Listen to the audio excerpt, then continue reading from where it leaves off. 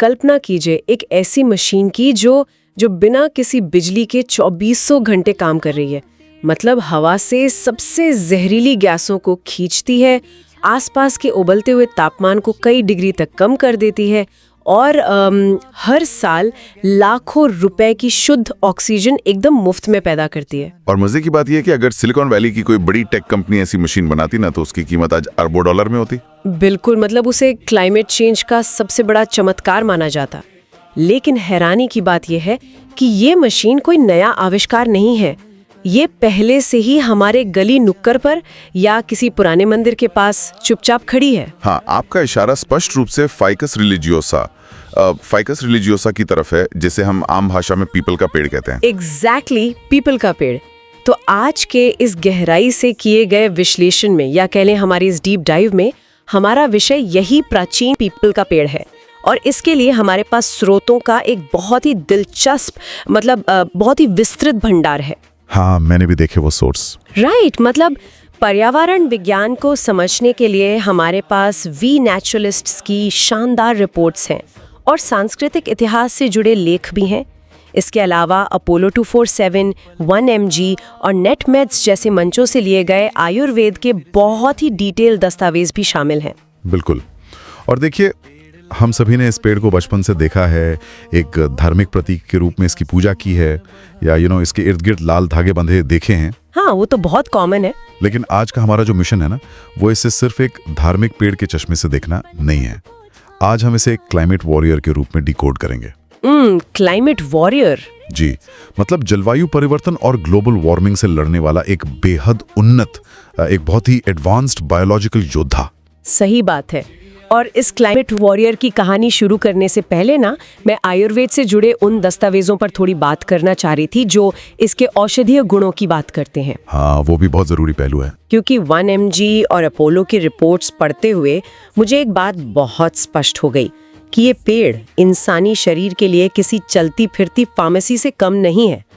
मतलब उन दस्तावेजों में पीपल की छाल, उसके पत्ते और यहाँ तक कि उसकी जड़ों के अर्क का भी जिक्र है। बिल्कुल। और आयुर्वेद के उन दस्तावेजों में अगर आप देखें तो सबसे ज्यादा जोर श्वसन तंत्र यानी हमारे रेस्पिरेटरी सिस्टम पर दिया गया है।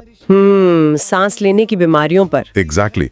पीपल के पत्तों का अर्क दमा, जिसे हम अस्थमा कहते हैं, और ब्रोंकाइटिस जैसी बीमारियों में इस्तेमाल होता है। इसके पत्तों में ऐसे प्राकृतिक कंपाउंड्स होते हैं जो फेफड़ों की सूजन को कम करते हैं और सांस लेने की नली को आराम पहुंचाते हैं। और सिर्फ फेफड़े ही नहीं, मतलब सोर्सेज में इसके पेट और त्वचा की बीमारियों में कारगर होने का भी बहुत गहराई से वर्णन है। जैसे इसकी छाल का काढ़ा एक्जिमा जैसे चर्म रोगों में इस्तेमाल होता है क्योंकि इसमें एंटी इन्फ्लेमेटरी गुण होते हैं। हाँ, और एंटी बैक्टीरियल गुण भी। राइट। लेकिन यहाँ जो सबसे बड़ा आहा मोमेंट मुझे लगा ना, वो ये है कि जो पेड़ सदियों से इंसानी फेफड़ों को ठीक करने के लिए इस्तेमाल हो रहा है, वही पेड़ दरअसल पूरी पृथ्वी के फेफड़ों का काम भी कर रहा है। बात है, बहुत ही सही कनेक्शन जोड़ा आपने, है ना। तो शरीर के रेस्पिरेटरी सिस्टम से एक कदम आगे बढ़कर अब इसके खुद के सांस लेने की प्रक्रिया पर आते हैं, क्योंकि पर्यावरण रिपोर्ट्स के आंकड़े सच में हिला देने वाले हैं। हाँ, अगर हम वी नेचुरलिस्ट्स की रिपोर्ट के आंकड़ों पर गौर करें तो एक पूर्ण विकसित पीपल का पेड़ साल भर में लगभग 300 किलो यानी करीब 661 पाउंड ऑक्सीजन का उत्पादन करता है। 300 किलो? जी, 300 किलो। ये कोई छोटी मात्रा नहीं है। इसे थोड़ा और प्रैक्टिकल तरीके से समझने की कोशिश करते हैं सुनने वालों के लिए। 300 किलो ऑक्सीजन का मतलब है लगभग 30 जंबो ऑक्सीजन सिलेंडर। बिल्कुल। और हमने देखा है जब अस्पतालों में ऑक्सीजन सिलेंडरों की किल्लत होती है तब समझ आता है कि इनकी असली कीमत क्या है। अगर बाजार के हिसाब से देखें ना, तो इन 30 जंबो सिलेंडरों की सालाना कीमत लगभग 24,000 रुपए बैठती है। और पीपल के पेड़ का जो जीवन काल होता है वो कोई 1 या 2 दशक का नहीं होता। यह आसानी से 100 साल या उससे भी कई सदियों तक जीवित रहते हैं। बाप रे। हाँ, तो अगर हम सिर्फ 100 साल का एक कंजर्वेटिव एस्टिमेट भी लगा लें, एक रूढ़िवादी अनुमान लगाएं, तो ये अकेला पेड़ अपने जीवन काल में 24 लाख रुपए मतलब 2.4 मिलियन रुपए की शुद्ध ऑक्सीजन का उत्पादन करता है। ये तो सच में बहुत बड़ा नंबर है। मतलब आज के समय में दुनिया भर के देश जैसे आइसलैंड और अमेरिका में बड़ी बड़ी डायरेक्ट एयर कैप्चर मशीनें लगा रहे हैं जिन पर करोड़ों डॉलर खर्च हो रहे हैं। हाँ, बिल्कुल। जबकि हमारे आसपास मौजूद ये जो नेचुरल मशीन है, ये बिना किसी मेंटेनेंस या बजट के यही काम कर रही है। लेकिन स्रोतों को पढ़ते हुए मेरे सामने एक बहुत बड़ा विरोधाभास आया, एक कंफ्यूजन था। अच्छा, क्या कंफ्यूजन? देखिए, हमारे आयुर्वेद और सांस्कृतिक स्रोतों में एक बात बार बार दोहराई गई है कि पीपल का पेड़ रात में भी ऑक्सीजन देता है। हमने बचपन से सुना भी है। हाँ, ये बहुत ही कॉमन धारणा है। राइट, लेकिन बुनियादी बायोलॉजी क्या कहती है? प्रकाश संश्लेषण यानी फोटोसिंथेसिस, जिससे ऑक्सीजन बनती है, उसके लिए तो सूरज की रोशनी अनिवार्य है ना। बिल्कुल, बिना धूप के वो प्रोसेस नहीं होता। तो रात में पेड़ कार्बन डाइऑक्साइड छोड़ते हैं, तो फिर अगर सूरज की रोशनी है ही नहीं तो रात में ऑक्सीजन कहाँ से आ रही है? मतलब क्या ये पुराने लेख बुनियादी विज्ञान को झुठला रहे हैं? ये एक बहुत ही जायज और लॉजिकल उलझन है, लेकिन इसका जवाब एक बेहद जटिल पर बहुत ही शानदार बायोलॉजिकल प्रोसेस में छिपा है, जिसे विज्ञान की भाषा में CAM यानी क्रेसुलेशन एसिड मेटाबॉलिज्म कहा जाता है। CAM process. हाँ, ये कोई मनगढ़ंत कहानी नहीं है, बल्कि एक इवोल्यूशनरी सर्वाइवल टैक्टिक है, एक विकासवादी रणनीति है। तो ये कैम प्रक्रिया काम कैसे करती? मतलब अगर सूरज नहीं है तो ऑक्सीजन बन कैसे रही है रात में? मैं इसे थोड़ा आसान करके समझाता हूँ। आम पेड़ क्या करते हैं? वो दिन के समय अपने पत्तों पर मौजूद छोटे छोटे छिद्रों को खोलते हैं। इन छिद्रों को हम स्टोमेटा कहते हैं। हाँ, स्टोमेटा। तो वो स्टोमेटा के जरिए हवा से कार्बन डाइऑक्साइड यानी CO2 सोखते हैं, फिर सूरज की रोशनी का इस्तेमाल करते हैं और ऑक्सीजन बाहर निकालते हैं। राइट, ये तो बेसिक फोटोसिंथेसिस है। बिल्कुल, लेकिन यहाँ एक कैच है। जब कोई पेड़ दिन की चिलचिलाती धूप में अपने स्टोमेटा खोलता है तो उसके अंदर का जो पानी है ना, वो भी भाप बनकर बहुत तेजी से उड़ने लगता है। अच्छा, मतलब कार्बन सोखने की कीमत पानी गवाकर चुकानी पड़ती है पेड़ को। ठीक यही बात है। अब पीपल का पेड़ देखिए, इसे अक्सर बहुत ही कठोर, सूखे और गर्म वातावरण में भी हरा भरा खड़े रहना होता है। तो उसने पानी की इस बर्बादी को रोकने के लिए एक अलग ही रास्ता चुन लिया। क्या रास्ता? वो दिन की गर्मी में अपने स्टोमेटो को पूरी तरह बंद कर लेता है। इससे उसके अंदर का पानी बच जाता है। इसके बजाय वो अपने स्टोमेटा रात के ठंडे वातावरण में खोलता है। वेट, रुकिए, अगर वो स्टोमेटा रात में खोल रहा है, जब सूरज है ही नहीं, तो ऑक्सीजन कैसे बनेगी? यही तो मैजिक है। यहाँ पर प्रक्रिया दो हिस्सों में बढ़ जाती है। रात के समय जब स्टोमेटा खुलते हैं तो पेड़ हवा से भारी मात्रा में कार्बन डाइऑक्साइड को अंदर खींच लेता है, लेकिन वो तुरंत उससे ऑक्सीजन नहीं बनाता। अच्छा, तो वो उस CO2 का करता क्या है? वो CO2 को मैलिक एसिड नामक एक रसायन में बदलकर अपने पत्तों के अंदर स्टोर कर लेता है। ओहो। हाँ, वो पूरी रात आसपास की हवा से जहरीली कार्बन डाइऑक्साइड सोखता रहता है और उसे स्टोर करता रहता है। फिर जब अगले दिन सूरज निकलता है तब वो स्टोमेटा बंद कर लेता है और उसी जमा किए गए मैलिक एसिड से CO2 वापस निकालता है, सूरज की रोशनी के साथ मिलाता है और तब ऑक्सीजन बनाता है। अरे वाह! तो इसका मतलब ये है कि ये एक बायोलॉजिकल सोलर बैटरी की तरह काम कर रहा है। बिल्कुल सही एनालॉजी है ये। मतलब ये रात के ठंडे वातावरण में हवा से कार्बन डाइऑक्साइड सोख कर खुद को चार्ज कर लेता है और फिर दिन में धूप निकलते ही उसे ऑक्सीजन के रूप में डिस्चार्ज कर देता है। हाँ, ये सोलर बैटरी वाली तुलना इसके काम करने के तरीके को एकदम सटीक रूप से दर्शाती है। लेकिन एक सेकंड, अगर ये रात में सिर्फ कार्बन डाइऑक्साइड सोख रहा है और ऑक्सीजन तो दिन में बना रहा है, तो फिर ये मिथक कहाँ से आया कि ये रात में भी ऑक्सीजन देता है? मतलब क्या ऐसा इसलिए है क्योंकि ये रात में हवा से CO2 चूसकर हवा को इतना साफ कर देता है कि लोगों को लगता है कि वहाँ एक्स्ट्रा ऑक्सीजन आ गई है? एग्जैक्टली, ये इसका एक बहुत बड़ा कारण है। रात में जब बाकी पेड़ प्रकाश संश्लेषण बंद करके खुद कार्बन डाइऑक्साइड छोड़ रहे होते हैं, तब पीपल का पेड़ आसपास की हवा से कार्बन डाइऑक्साइड खींच रहा होता है। तो आसपास का माहौल बदल जाता है। हाँ, उस पेड़ के नीचे की हवा रात में भी एकदम ताजी और साफ बनी रहती है। भारी मात्रा में CO2 सोखने की ये जो प्रक्रिया है, ये ऑक्सीजन छोड़ने जितनी ही महत्वपूर्ण है, खासकर आज के प्रदूषित माहौल में। सही बात है। और ये प्रदूषण से लड़ने वाली बात ना मुझे स्रोतों के एक और बहुत ही दिलचस्प हिस्से की तरफ ले जाती है। मतलब पर्यावरण रिपोर्ट्स बताती हैं कि पीपल केवल एक ऑक्सीजन फैक्ट्री नहीं है, बल्कि एक विशालकाय कार्बन सिंक भी है। हाँ, ये एक बहुत बड़ा पॉइंट है। पीपल एक बेहद कुशल कार्बन फिक्सर के रूप में काम करता है। Carbon fixer? जी, ये हवा से कार्बन डाइऑक्साइड खींचता है और उसे लकड़ी, तने और अपनी विशाल जड़ों के माध्यम से मिट्टी में हमेशा के लिए कैद कर देता है। विज्ञान में इसे कार्बन सिक्वेस्ट्रेशन कहा जाता है। समझ गई। और मजे की बात यह है कि इसकी क्षमता केवल कार्बन डाइऑक्साइड तक ही सीमित नहीं है। हाँ, मैंने भी पढ़ा। रिपोर्ट्स में तो सल्फर डाइऑक्साइड का भी प्रमुखता से जिक्र है। बिल्कुल, सल्फर डाइऑक्साइड एक बेहद जहरीली गैस है। जो मुख्य रूप से कोयला जलने, फैक्ट्रियों के धुएं और गाड़ियों के एग्जॉस्ट से पैदा होती है। वही जो एसिड रेन का कारण बनती है। एकदम सही। ये इंसानी फेफड़ों के लिए जानलेवा है और एसिड रेन यानी अम्लीय वर्षा का सबसे बड़ा कारण है। पीपल का पेड़ इस जहरीली गैस को भी हवा से सोखकर फिल्टर करने की असाधारण क्षमता रखता है। और पता है, इस फिल्टर करने की प्रक्रिया में मुझे एक और चीज बहुत कमाल की लगी। इसके पत्तों की बनावट, उसका भी एक बहुत बड़ा रोल है। हाँ, वो जो हार्ट शेप के पत्ते होते हैं। राइट, हम सभी ने पीपल के पत्ते देखे हैं। वो दिल के आकार के होते हैं और उनका सिरा बहुत लंबा और नुकीला होता है।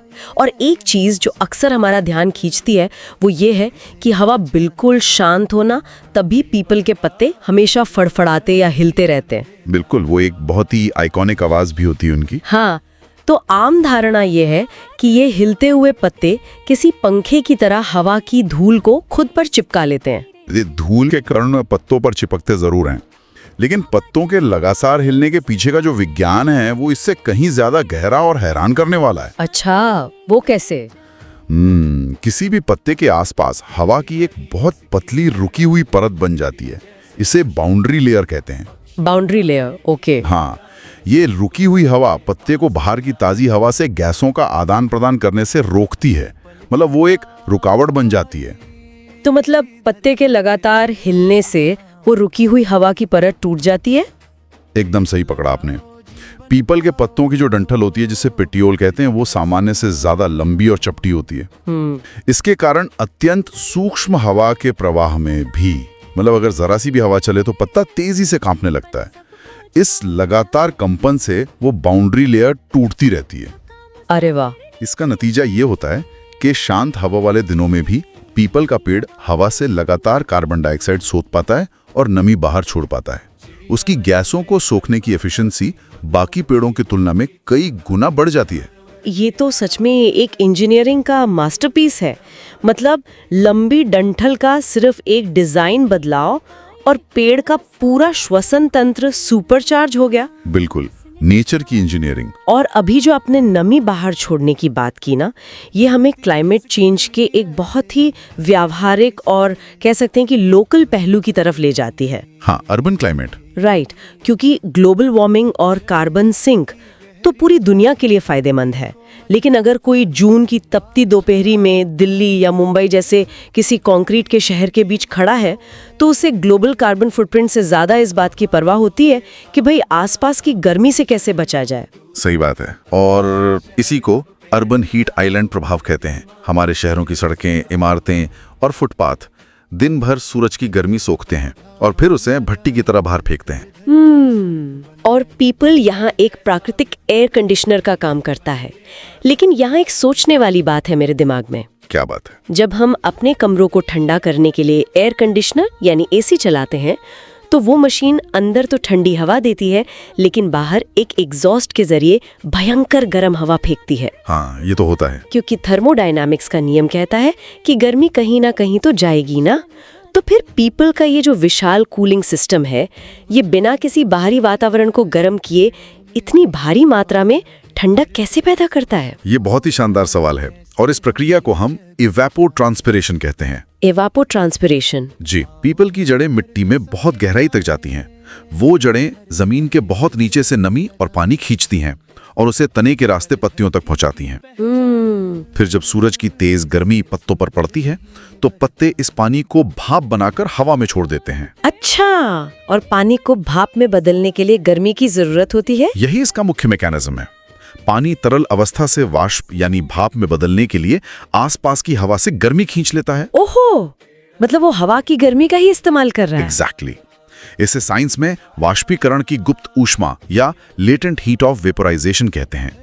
इस प्रक्रिया में हवा की गर्मी सोख ली जाती है, जिससे न केवल पेड़ की छाया में बल्कि आसपास के कई मीटर के दायरे में तापमान प्राकृतिक रूप से कम हो जाता है। ये तो कमाल है। हाँ, ये कोई मैकेनिकल एग्जॉस्ट सिस्टम नहीं है जो गर्मी को एक जगह से दूसरी जगह धकेल रहा हो, बल्कि ये गर्मी को खत्म करने का एक थर्मोडायनामिक प्राकृतिक उपाय है। और ये शहरों के लिए कितना महत्वपूर्ण है, ये हम इसी बात से समझ सकते हैं कि अगर इमारतें ठंडी रहेंगी तो उनमें रहने वाले लोग एसी का कम इस्तेमाल करेंगे। बिल्कुल, बिजली बचेगी। इसके अलावा मैंने पढ़ा था कि इसकी गहरी जड़ें बारिश के समय शहरों के लिए एक और वरदान साबित होती हैं। हाँ, जल संरक्षण यानी वाटर कंजर्वेशन।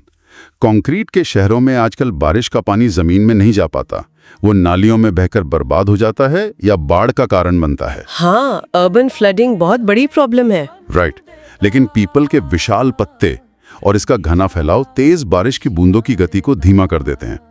जब पानी धीरे धीरे जमीन पर गिरता है तो मिट्टी कटकर नहीं बहती और इसकी गहरी मजबूत जड़ें उस पानी को जमीन के बहुत नीचे तक रिसने का रास्ता देती हैं, जिससे हमारा जो ग्राउंड वाटर या भूजल का स्तर है वो प्राकृतिक रूप से रिचार्ज होता है। मतलब ये हर तरफ से एनवायरनमेंट को सपोर्ट कर रहा है।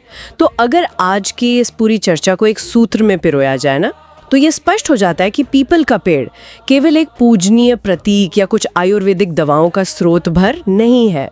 बिल्कुल नहीं। वी नेचुरलिस्ट्स, अपोलो और अन्य स्रोतों ने जो तस्वीर पेश की है वो एक बेहद उन्नत बायोलॉजिकल मशीन की है। मतलब एक ऐसी मशीन जो साल भर में 300 किलो ऑक्सीजन पैदा कर रही है और गैम प्रक्रिया के जरिए रात में भी कार्बन डाइऑक्साइड सोखने का चमत्कार कर रही है। हाँ, और अपनी लंबी डंठल वाले फड़फड़ाते पत्तों से बाउंड्री लेयर तोड़कर हवा को फिल्टर कर रही है और इवेपोट्रांसपिरेशन के जरिए तपते हुए शहरों को प्राकृतिक रूप से ठंडा भी रख रही है। इस पूरी वैज्ञानिक व्याख्या को देखने के बाद ना सांस्कृतिक लेखों में छुपी एक बात बहुत स्पष्ट हो जाती है। मुझे कौन सी बात? मुझे लगता है हमारे पूर्वजों ने शायद इस विज्ञान को बहुत पहले ही डिकोड कर लिया था। शायद इसीलिए महाभारत में जब भगवान कृष्ण ने कहा था वृक्षों में मैं पीपल हूँ, तो वो सिर्फ एक धार्मिक उपदेश नहीं था। बिल्कुल सही। वो पर्यावरण संरक्षण की दुनिया की पहली और सबसे सफल रणनीति थी। हमारे पूर्वज जानते थे कि अगर इस क्लाइमेट वॉरियर को धर्म से नहीं जोड़ा गया, इसे पवित्र घोषित नहीं किया गया, तो आने वाली पीढ़ियां अपनी तात्कालिक जरूरतों के लिए इसे काट देंगे। हाँ, लकड़ी के लिए या जमीन के लिए। राइट। तो इसे ईश्वर का दर्जा देकर उन्होंने दरअसल भविष्य की पीढ़ियों के लिए एक लाइफ सपोर्ट सिस्टम को सुरक्षित किया था। ये सच में एक बहुत ही गहरा विचार है। ये हम सबको ये सोचने पर मजबूर करता है कि प्रकृति के पास जलवायु परिवर्तन जैसी हमारी आधुनिक और भयानक समस्याओं के कितने शक्तिशाली, बिना खर्चे वाले और प्राकृतिक समाधान पहले से मौजूद हैं। बिल्कुल।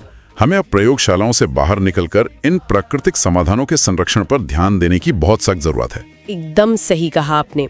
और इसी विचार के साथ इस चर्चा को एक ऐसे सवाल पर लाकर छोड़ना उचित होगा जो हम सबको भविष्य की ओर देखने पर मजबूर करे। देखिए, पीपल के पेड़ की एक खासियत ये भी है कि इसकी जड़ें बहुत एग्रेसिव होती हैं, बहुत आक्रामक होती हैं। हाँ, वो दीवारों और इमारतों में घुस जाती हैं। राइट, ये कंक्रीट की संरचनाओं को फाड़कर बाहर निकल आती हैं। अक्सर शहरों में इसी डर से या तो इन्हें पनपने नहीं दिया जाता या काट दिया जाता है। तो सोचने वाली बात ये है कि अगर ये पेड़ हमारे पर्यावरण और हमारे अस्तित्व के लिए इतना ही जरूरी है, तो आधुनिक सिटी प्लानर्स और आर्किटेक्ट्स को हमारे शहरों का डिजाइन किस तरह बदलना चाहिए? ये बहुत बड़ा सवाल है ना? कंक्रीट के इस जाल में कैसा बदलाव किया जाना चाहिए ताकि इस विशाल का एक क्लाइमेट वॉरियर को हमारी सड़कों और इमारतों के बीच बिना किसी को नुकसान पहुंचाए गर्व से खड़े रहने और अपना काम करने की जगह मिल सके। सोचने वाली बात है। तो अगली बार किसी नुक्कड़ पर कंक्रीट फाड़कर निकलते हुए पीपल को देखने पर उसे एक समस्या की तरह नहीं बल्कि एक योद्धा की तरह देखा जाना चाहिए जो हमारी सांसों के लिए एक शांत लड़ाई लड़ रहा है। आज के इस गहरे विश्लेषण में बस इतना ही। सुनते रहिए और सीखते रहिए।